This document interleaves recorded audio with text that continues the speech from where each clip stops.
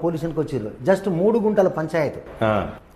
ఆ 3 గుంటల పంచాయతీ విని మా అప్పుడున్న ఏఎస్ఐ చెప్పాడు, సార్ వీళ్ళు గత 7-8 సంవత్సరాల నుంచి వస్తూనే ఉన్నారు సార్, ఎంతో మంది ఎస్ఐలు సిఐలు మారినరు, వీళ్ళు ఎవ్వరు వినరు సార్ అన్నాములు అంటే మొత్తం నేను ఎంక్వైరీ చేసిన 15 నిమిషాలలో. వాళ్ళ విననీయకపోవడానికి కారణం పెద్ద మనుషులు ఆ గ్రామంలో. వాని తరఫున నలుగురు, వీని తరఫున నలుగురు ఉంటారు పాపం. వాళ్ళు వింటాను, వీళ్ళు విననీయరు. ఎందుకంటే డిపాజిట్లు అన్ని వీళ్ళ దగ్గరనే ఉంటాయి. పంచాయతీ కూర్చున్నప్పుడల్లా 10,000 రూపాయలు తాగుడు పెద్ద మనుషులు ఇదే పని నడుతా ఉన్నది. అందుకోసమని అది విన్న తర్వాత ఈ పెద్ద మనిషిని ఎల్లగొట్టిన. మన పెద్ద మనిషి కూడా ఏం అనలేం కదా, అది లేకపోతే ఏంటంటే ఈ పెద్ద మనుషులు కూడా కొడతా అంటే ఎస్ఐ అంటారు. వీళ్ళిద్దరు అన్నములు బాగా కొట్టిన. ఇది ఇద్దరిని కొట్టిన. ఇప్పుడు కొట్టి తీసి లాకప్లేసిన. బిడ్డ పంచాయతీ తెంపుకున్నాక మీరే బయటికి రండి, మీరే మాట్లాడుకోవాలి అన్నదమ్ములని. వాళ్ళిద్దరు ఒకరి మీద ఒకటి ఏడిసిరు.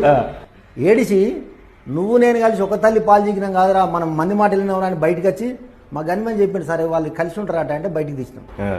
వాళ్ళన్న మాట ఇప్పటికీ నాకు గుర్తుంది.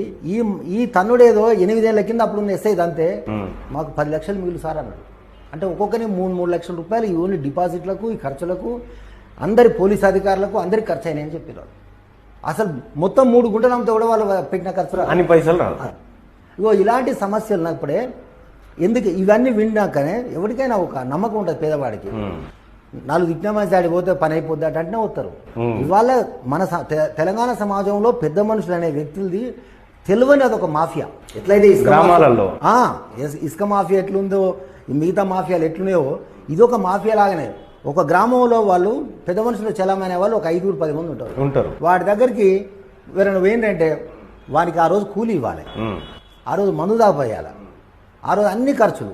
మళ్ళీ పోలీస్ స్టేషన్కి వచ్చి పెద్ద మనుషులు ఏం చేస్తారు, మా జమీదారులకు వాళ్ళకి నమస్తే నమస్తే అంటారు. ఎందుకంటే వీళ్ళు సొమ్ము కాకపోయేది, దేకేది ఉంటే వేరే మోసే అయితే ఢిల్లీ దాకా దేకిచ్చినట్టు పైసలు వాళ్ళే కాబట్టి అందులోకెళ్ళి తీసి 500 జమీదారుకు, 500 కానిస్టేబుల్కి, 500 రైటర్కి ఇస్తారు.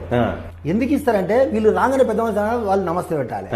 వాళ్ళు నమస్తే, మా పోలీసు వాళ్ళు నమస్తే అనడం ద్వారా వీనికి అక్కడ గౌరవం పెరుగుతుంది.